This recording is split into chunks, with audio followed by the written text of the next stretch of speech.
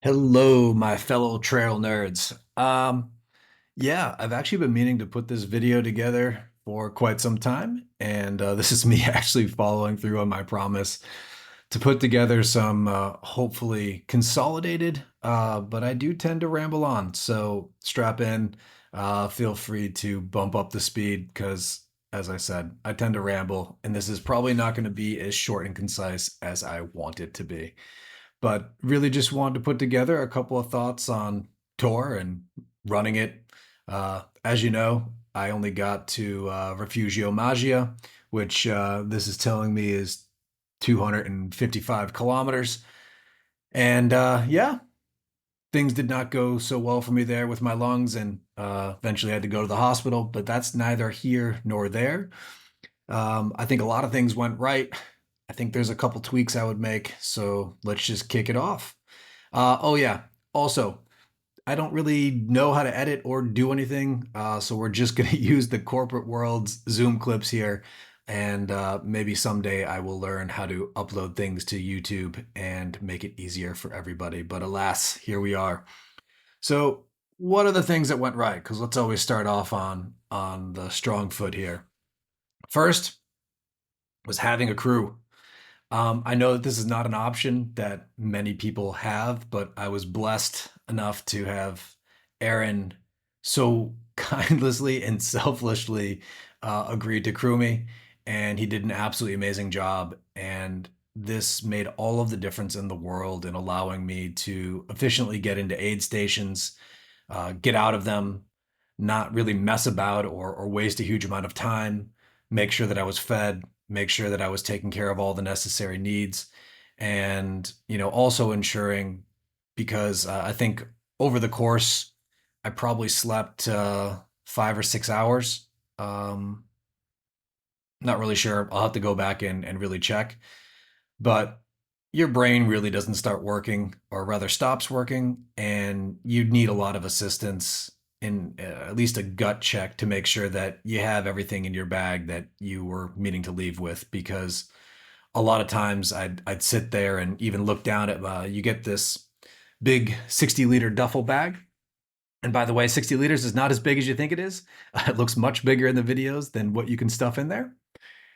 The I would just lose my train of thought, and I would find myself just staring in there, not really realizing or not really knowing what I was even searching for. So that was instrumental in having me get to the point that I did in the shape that I did.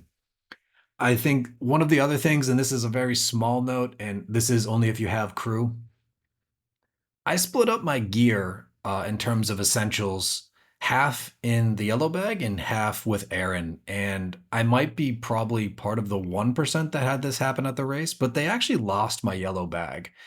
And, that in in a racing event like this that is so mental, I can see how that would throw a lot of people off. But for me, number one, Aaron stepped up and took care of it because they pretty much just ignored me for 20 minutes while I was sitting there trying to get someone to help me. And number two, I knew that I had the kit that I needed with him. And that really kind of saved my butt. So if you do have that opportunity, just remember, the yellow duffel bag is not the holy grail. Split it up. Two is one and one is none. Moving on, nutrition. I know this is a really hotly debated topic, but this is what worked for me. I tend to do a lot of my runs fasted and tend to really push that to 3, 4, 5 hours at a time. I think that helped me just be comfortable with that empty stomach feeling, and knowing that, if an aid station didn't have everything that I needed, if even a life base didn't have all the required food, if I got sick and I couldn't keep down food, mentally it was just a nice kind of cookie to have in the cookie jar, to know that I could continue going on, and that I wasn't going to die just because I didn't hit my X grams of carbs or X calories per hour target. And I think that was a huge mental win for me. The other thing is that I really focused on eating real food even through most of my training. In fact, it wasn't actually. I only really did it in the races I did leading up to tour was have liquid calories. And I mean, I mainly ran UTMB events. So NAC products are what I got used to. And also the NAC has, a certain amount of protein in it that I think is one of the most overlooked macronutrients in these events because you are going for so long. And I do really believe that having essential amino acids and protein, which kind of the same thing, really do help in at least holding off the amount of muscle breakdown. And I'll get more into that. Um, I also really fueled on nut butter and specifically macadamia nut butter with date syrup. I found that it really provided a huge bump of calories and not really a lot of weight. So, for 200 grams of nut butter and date syrup is with that mix, I had like 1600 calories. If you were to do the same thing with gels or this or that, like you're probably looking at, I don't know, gosh, a kilo worth of weight. Not that it really matters. I mean, that's literally the difference between you go into the restroom and not, but just being cautious with everything that was going in my bag and all of the weight that I had to carry up and down, I think overall allowed me to be hyper efficient and not really carrying my fears. And I also find that taking on fat, I know this is again highly debated concept. I know that the body, even at a 6% body fat level, has like 40 days of fuel on it, and your body can tap into that. I think fat taken in exogenously is much more easily broken down by your gut, and it does provide a really long-term fuel source. And having this blend of the quick energy and the quick energy from the date syrup, which is pretty much just pure sugar, but it's delicious. And the nut butter, the combination is absolutely divine. Really provided this kind of twin fueling strategy that was weight conscious, tasted delicious. I didn't get tired, had all the nutrients I needed, and yeah, really fueled my way. um, I also really practice during my runs, kind of eating everything. So I am very lucky to have a local mountain nearby that has like I guess where hikers and tourists can go and grab like hot dogs and cakes and this and that. So when I was doing my looped runs there, I would on the weekends just grab a sausage or a piece of cake or some French fries and just see how my stomach really felt with that to get used to not having hyper palatable and or hyper, just pure sugar gels and this and that because it is different running with that stuff in your stomach. And yeah, I mean, getting used to eating and fueling on, oh yeah, sorry, the other huge thing was peanut M&Ms. I found those to be absolutely incredible. They taste delicious. Again, pack, per 100 grams, 500 calories. Um, you know, again, comparing to a gel is what, 100 calories, and that's around 100 grams. So you really can't beat it. And they actually provide you sugar, carbs, and fat in a really amazing ratio. So that also helped. Leading into that, I think it also is worthwhile saying what my aid station strategy was. So I would always drain both liquid bottles almost immediately. Just finish them off, just chug them. As I entered into the aid station, have the caps off, ready so I can go in. Help the super nice volunteers uh, were super keen and super helpful to be able to provide and just grab the bottles from you and fill them up immediately with whatever liquid. I always went with one bottle of the isotonic. I just kind of rested on that, knowing it was sugar water, and well, pretty much all energy drinks tend to just be sugar water, and just one of water. I would also go and, if they had Coke or anything else, I'd make sure I had one or two glasses of that. And then what I would do is I had a little baggie just on my hip, just a normal plastic bag, and I would either just grab two handfuls of whatever they had that looked delicious at the time. This could be anything from cookies to making myself little bread and cheese and ham sandwiches, and I would stuff it in the bag. And as soon as I had my bottles filled, or rather my flasks filled and in the vest, I would walk away and just continue eating and walking, because every second I was spending at the aid station was a second I wasn't, moving forward on the course. And I've just found it would be really easy to sit at those aid stations and mess about and just losing time when you don't need to be. You can, walking and eating isn't all that hard. And I thought that was super good. Um, yeah, I think that's about it on nutrition. Yeah, I mean, just at the life bases, which are, I'm not sure if you can see this, but hopefully you can. So that's these main ones right here. They're about every 50 kilometers. I'd always make sure to have a real meal at those. That might be an expedition meal. That might be some of the hot food that they have. That might be eggs in a protein shake. Just making sure again that I use those opportunities every 50 kilometers to take in around 800 calories. Could be up, could be down, depending on how I was feeling, but always made sure to eat until I was satiated, not because no one really wants to run with a huge stomach. And as you can see, most of these aid stations, after you leave them, you have a gargantuan climb. So, you know, I'm not Francois. I'm not running these. It's a power hike at best. So it makes it really easy to digest whatever you put in your stomach. Training, I would say this is 50-50. Actually, no, I'm going to say 80-20. I never really felt particularly tired on the course.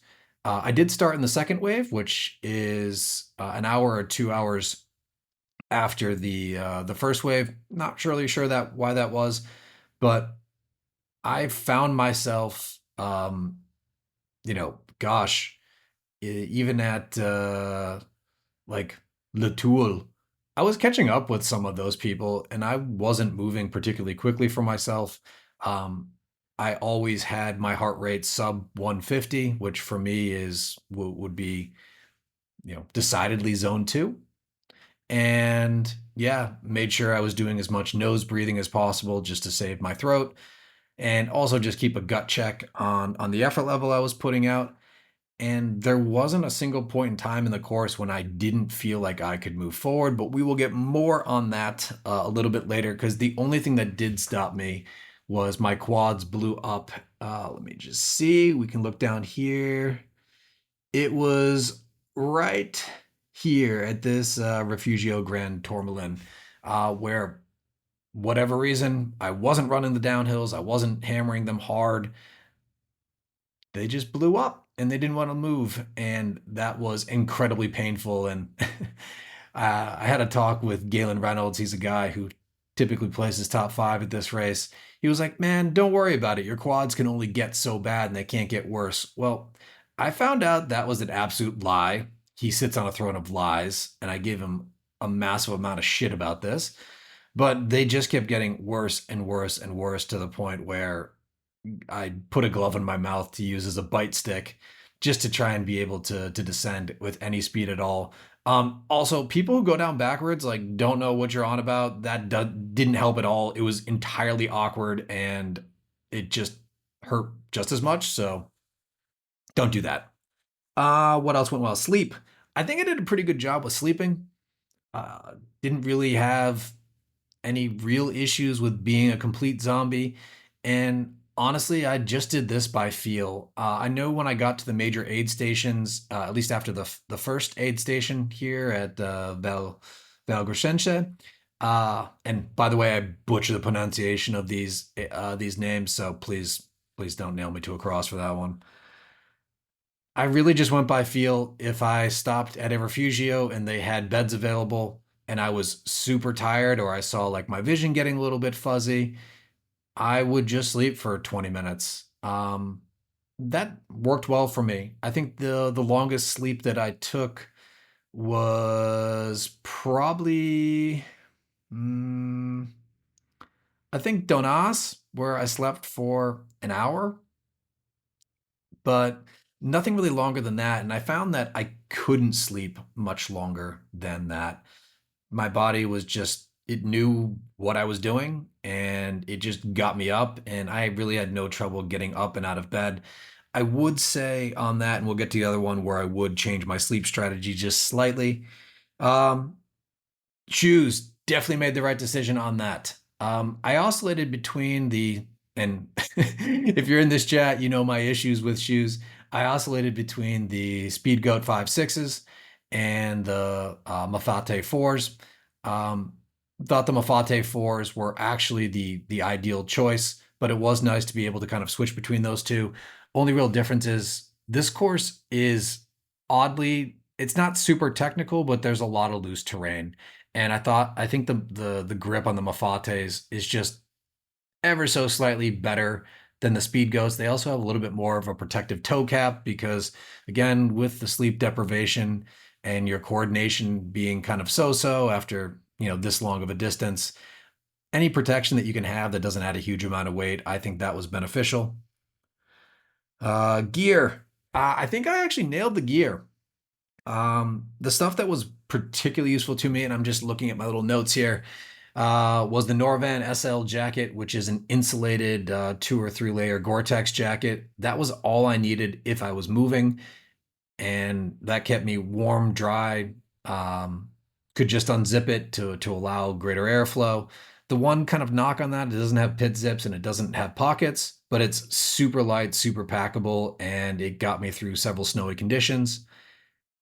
I was mostly running in a long sleeve hooded t-shirt. And for me, this gave all of the benefits of having arm sleeves without having super annoying arm sleeves.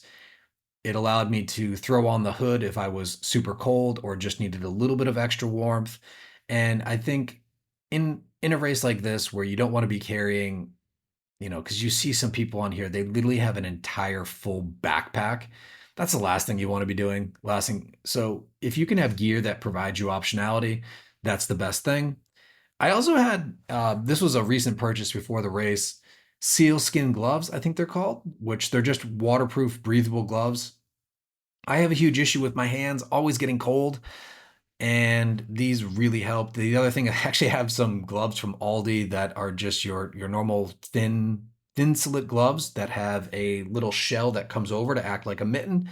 Those also worked incredibly well to just knock out anything. But I always carried usually 2 pairs of gloves on me, just because I was so worried about my hands because it just becomes so painful for me that I didn't want that mental. Well, I didn't want to have to think about my hands being cold, and that kept me incredibly happy. Even down to, I mean, it got to below zero on several of the passes, and I was absolutely fine. Definitely battery pack. I carried a small 10,000 mAh battery pack with me. That was a good, also just security blanket because your phone, even though mine was in airplane mode, it did tend to die a little bit. And knowing that I could always have contact or check a secondary map outside of my watch was a huge comfort to me. I, in checking, my phone only really got to like 20% once or twice. So, I might be backtracking a little bit here, but that's something that I might actually leave behind, but at 250 grams, it didn't really matter. The other thing that I actually saw not a lot of people utilizing that was incredibly useful were gaiters. I know they look ugly, they don't look cool, but there's so many tiny little stones. You're going through so much brush and other things, never having to worry about my like getting rocks in my shoes was huge. The last thing you want to do in a race like this is be constantly taking off your shoes, putting them back on, this and that. Like, it's just a huge headache that you don't need. So I'd highly recommend that. And lastly, the Exo Skin socks. I actually didn't use any toe socks in this. Not sure why. I've run in those in the past and they seem to work really well, but I just tend to gravitate towards normal crew socks. And I did not have one blister on my feet this entire run. I've never run anywhere close to this distance. I spent the first like 30 plus hours in rain and mud and disgustingness. Still no issues. Yeah, I love those things. I would highly recommend it to anyone who has trouble with socks or has trouble with blisters. Definitely worth a shot. And all of them look like brand new, even though I ran 50 to 70K in each one of them.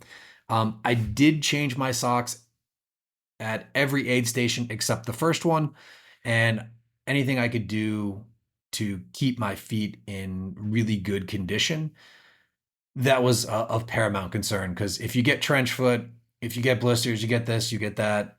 I mean, you just don't want to make your life more miserable. So at every aid station, sorry, every life base, I would make sure that they were dry. I would, uh, before I went to sleep, I would just put on lotion on them to make sure that they were well hydrated. Obviously, just using baby wipes to clean them off to make sure there's no dirt and grime and anything else that could kind of get between the skin and create a lot of friction. And yeah, that's pretty much it on the gear. What I carried with me, I always had a rain jacket on me, whether it was insulated or not, depended on the weather forecast. More often than not, it was the non-insulated version. It was a 3-layer Patagonia jacket that worked incredibly well. That one had huge pit zips and pockets and a chest pocket and a big hood. Always had 2 pairs of gloves, carried a light hat, headlamp, Fenix, HM65R. That thing was the bee's knees. I will never buy another brand of headlamp unless someone gives me very, very good reason to do so, because that thing lasted forever. All of the guys I was running with had to swap out to their spare batteries. I was completely fine. And when Aaron went to go recharge them, and we swapped out the headlamp at every single life base, I rarely was that thing even low on battery. And I think the other thing that was useful, and this is Aaron forcing me to do so, was having a good backup headlamp. I was planning on just going with one of those little button LEDs. I did have some trouble at with one of the lamps at one point that was just a malfunction. Having that headlamp that was actually a good headlamp, that was one that you would use, maybe not that you would want to use for the entire race, but actually has a decent lumen output, I would highly recommend that. Um, just going back to what else went well, to retouch on it, pacing went super well. I, I'm it shocked me. I'm probably the most surprised out of anybody, but I was never really tired. The only time when I actually had an issue and I was like, good God, how am I going to get up this? Was on this climb right here, which is the highest point of the course, which is Cole Lawson. I wasn't able to keep down food or water starting here. I think this actually happened with some issues that we'll talk about down below on the nutrition. But, you know, being several hours in, having thrown up a bunch, carrying a water belly of about 3 or 4 kilos, it just wasn't ideal. But that was the only time that I slowed down really to a snail's pace. And after that, every single climb, I was pretty easily maintaining between, I don't know, 650 and 800 meters an hour, which is my normal pace. And I was able to keep that up for well over 100 hours. So, yeah, that went really well. What would I do differently? I know this is probably what you all wanted to hear. Sleep. I would definitely not focus my sleep strategy on the life bases. They are not as comfortable. They're super busy. You have a bunch of annoying old guys who, I don't know, just again, you're not so aware of your surroundings, with this level of sleep deprivation. So maybe it's just that, but there's a lot of rustling. It's impossible to be quiet. And many of them aren't dark, especially, I mean, it really depends on the time you get to them. But I found it incredibly hard to sleep in those areas. And the refugios were always just like the world's most comfortable bed, duvet covers, and yeah, I would really just try to focus the sleeps to the aid station, or rather the refugios that allowed for that, because generally they have better food. Many of these refugios have, homemade pasta with this amazing sauce and, really nice cured meats and just a much better all overall experience. So my strategy there was always to eat, sleep, and then grab food on the way out to make sure that I was smashing as many calories as possible. You cannot out eat this race. There's no way that you can keep up. The only thing you can try and do is hold on, and that strategy seemed to work well for me. And I would say I had like the most magical sleep ever at Refugio Coda. Oh, absolutely brilliant. Um, I think there's also a couple of Refugios like Niel. I thought it was going to be a bunk bed, but it was not. So there's, I can probably delve into it, or if anyone wants to hit me up in DM or privately message me, I can tell you what refugios I would sleep at and which ones I wouldn't. But Coda was definitely like perfect. Super comfortable, super quiet, even though it was jam packed. You had the ability to sleep for up to an hour. I only slept there for 30 minutes and kept going just because really couldn't sleep much longer than that. But they had amazing food, amazing polenta. The polenta at Niel was better, but the polenta at Coda with the extra cheese and some what's the English word for it? Bacon. They had these thick, chunky, like almost porchetta bacon. It was just absolutely magical and brought the life back into me. But yeah, that's really the only thing I would change with the sleep. That went quite well for me. On the gear, the only thing that I think I was really missing was having a rain jacket that went over my bag. I know the Dynafit 3D jackets have this little like turtle back cover. That seemed to be incredibly useful. The only reason I say that is you're going through so many climate systems and your body itself is having trouble to regulate. So, I think that's something that would have been useful just because it's kind of a pain in the ass to completely take off your bag, then take off your jacket, then stash it, then, do the whole thing over again. And especially with so many of these passes, with it just getting cold and this and that, that would have been super useful. I think also having something like a Houdini probably would have been a good idea just to have as something that's minimally waterproof but definitely stops the wind.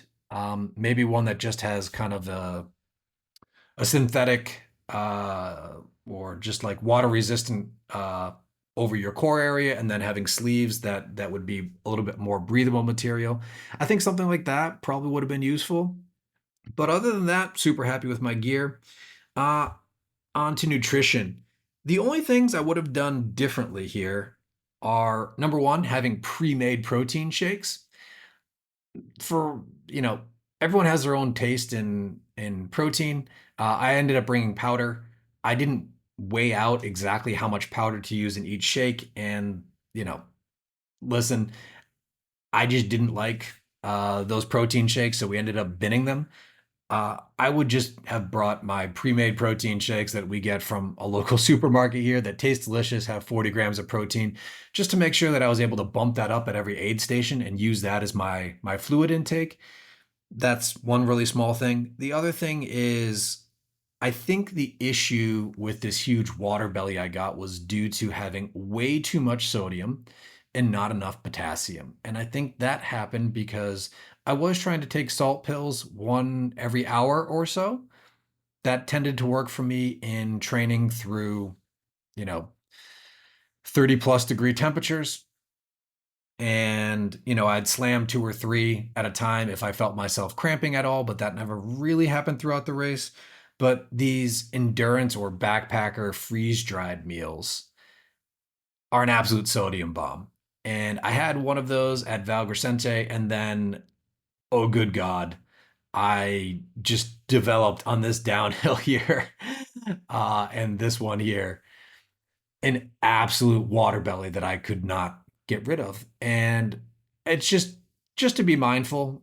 Maybe that means I need to carry potassium tabs with me as well that I can take to help even out that ratio. But just being mindful of the fact that those endurance meals are absolutely amazing. They're tasty. They've got perfect macros, but just be mindful of the overall total sodium content you're getting because it is so far above and beyond what you would get in any other real food meal. I think you just need to be a little cautious. Let's see here. Training. Training. All right. So the 20% of training, or yeah, 20% of training, I think I would do differently. I met with a woman, Erica Favela, on what was it? Trail Verbier St. Bernard. She actually placed really high up in the previous year's tour. And her comment to me is she goes, I just did the Tour 450 course 2 weeks before tour and I hiked it. And on days where I wanted to go more than 30, 40 kilometers, I did. And days I didn't, I took it a little easier, but I always, went up the hills at between 5 and 600 meters per hour and made it a conscious decision to move, uh, move well on the downhills, not running ever, but just, putting a little effort into it and that was the best training possible. And I could not agree more. I think in my training, when I run this again, I am definitely going to take two, maybe even three or four outings where for 3+ days, you just pick a long ass course that has refugios or some access to, I guess, just civilization where you can restock. And that teaches you, number one, to get used to the repeated efforts. It teaches you how to go longer periods of time without constant fueling. Depending on your level of racing and your own nutritional strategy, that might differ for you. But I found that to be useful just because, my coach was carrying like 20 or 30 gels on him, and that worked really well for him. He ran sub 100. But for me, I just wouldn't want to carry that weight, and I can't be bothered with having to have that frequent of intake. Honestly, my only alarm for eating was I have a 500 calorie alarm on my watch, and every time that went off, I'd make sure that I put something in my mouth, whether that was a handful or two handfuls of peanut M&Ms, a huge swig of the date butter, or rather date and macadamia nut butter, just putting something in and then eating at every single aid station in life base. And that seemed to work well for me. The reason I like calories and not time is that calories are much more effort based. And I think that suits or rather fits your body's physiological needs better. And, if I had higher effort going in, I would eat more frequently. If I had lower effort, I would eat less frequently. So that worked for me. The other thing, I definitely I definitely would have more what is it? ME work from uphill athlete. And I think this just suits me as a runner better. I actually like that training a lot. And I didn't really do any of it other than uphill tempo work. And I think this type of muscular endurance work whereby you're carrying between 20 and 50% of your body weight and going uphill in zone 3 plus and then coming back down on it just gives a really type of specific stimulus that you can't get from really anything else. And I think that's going to be a another thing that I add in quite judiciously into my training next year to make certain that I've got the quads and also just being able to be a little bit more springy uphill. And I don't know how many of you guys weightlift, but if you do something super heavy, you're squatting 100 kilos and then you squat 50 kilos, the 50 kilos feels infinitely lighter than if you had started with 50 kilos. And to me, just that type of training is unmatched.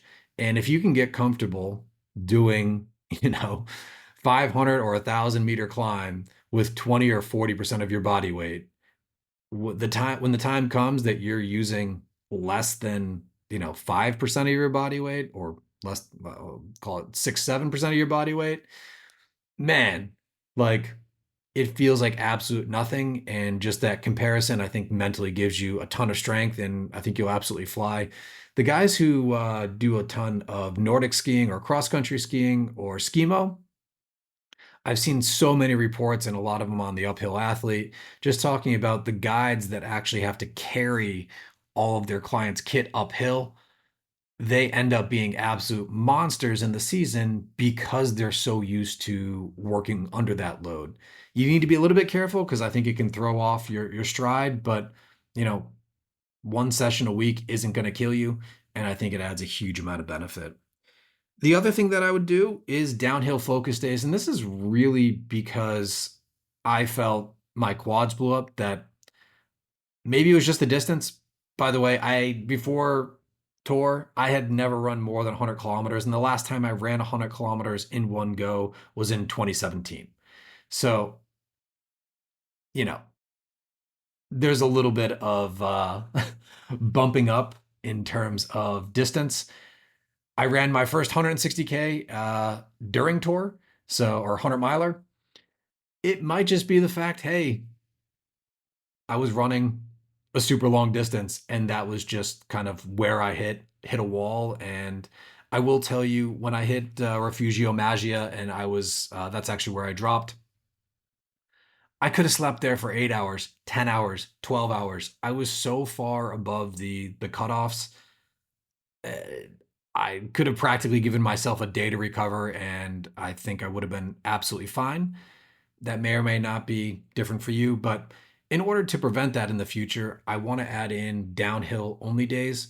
I think you only really need to do this once a month because the stimulus lasts for so long.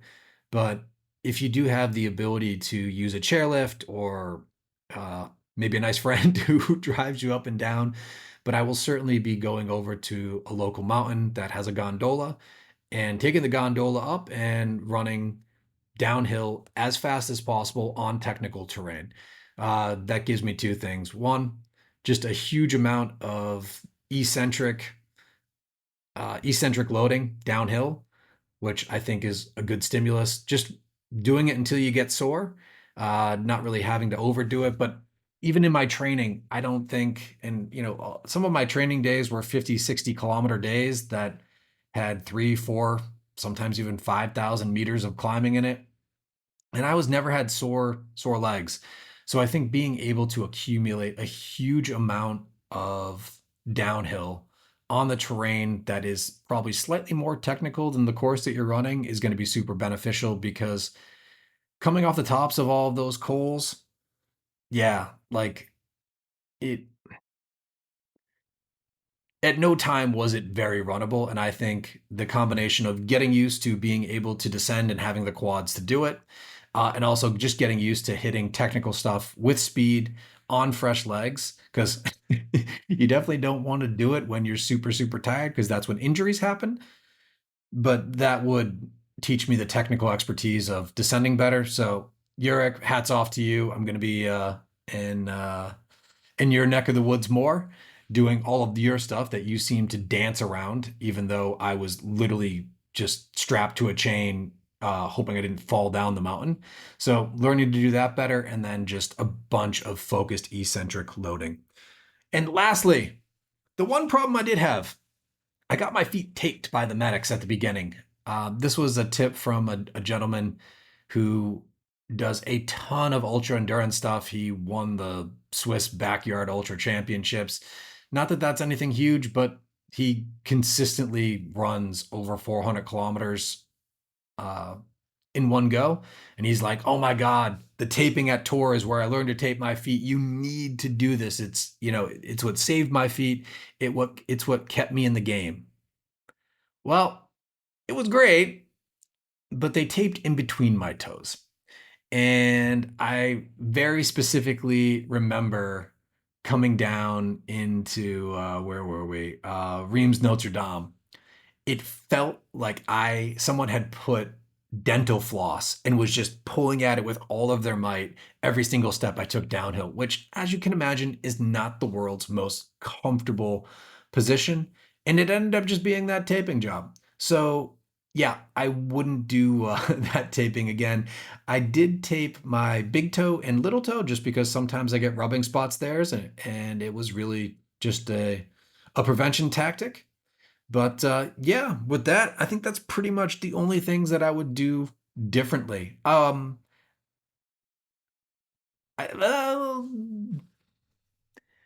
think I'm gonna wear a mask when I sleep. I did get pneumonia Not the doctor said that that's an infection. It's not something you get from being cold or this or that. So I do think being around all of those people, and as much as I hate wearing masks to sleep, I think I'm just going to wear one of those surgical masks when I'm in the life bases when you're sleeping, just to ward off anything. I'd also pack glutathione and jack myself up with that. And lastly, it's something that I probably should have done, but I thought I was fine because Zurich is not exactly at sea level. But I'd probably try to spend at least 3 or 4 days at elevation ahead of the race, just to kind of ward off any of the effects that that can cause. I'm not sure if that added to my lung issues, but the more time you can spend up there, increasing and allowing the body to adapt naturally, I think the better. So, yeah, with that, thanks for listening. If you've got any questions, please just shoot me a message and hope you enjoy this. Have a great day. Bye.